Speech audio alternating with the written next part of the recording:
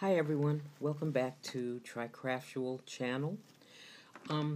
Today I wanted to talk about really the origins of my needlepoint journey, and for many of you this is your first time needlepointing, and some of you are like me, returning to the craft. And so much has changed since I started, wow, closer to 30 than 20 years ago.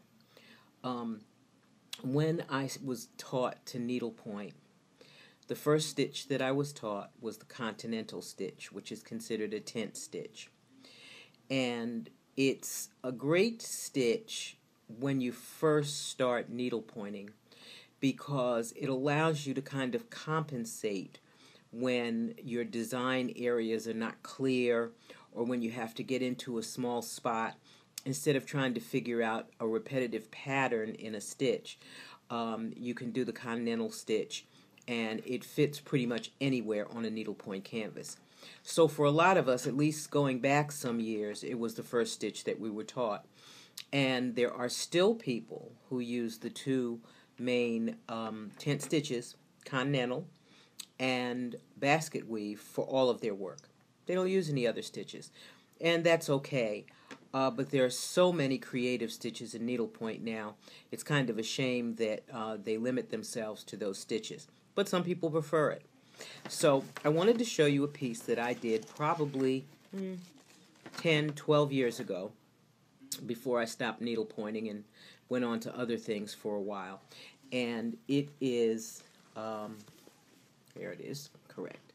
This, okay, the Kemetic eye, or Egyptian eye. And this piece, my husband drew it for me, and then I did it, except for the border. The entire piece is done in continental stitch. Now, what you may not be able to see with me holding it is that the piece is not straight. Okay? It is decidedly pulled to one side. And this is the problem with using continental stitch, particularly because when I started needlepointing, I wasn't taught to use a stretcher bars, which I now use. These are stretcher bars. And so I will tack my canvas on here, and that keeps it from warping to one side. But since I didn't know anything about that at the time, I don't remember people using them. When you finished a piece with continental stitch, it was warped. It was pulled to one side. And so you sent it to the needlepoint store, and you picked out a frame, and then either they did or they had somebody who did it professionally would wet, stretch, and return this piece to a square, and then put a frame around it. Okay? So continental stitch, basket weave stitch are considered tent stitches. They're great when you have little areas that you want to fit in, and you're not up for the challenge of using a more intricate stitch. So that's one of the first things that you learn, continental and basket weave stitch, but there is so much more out there.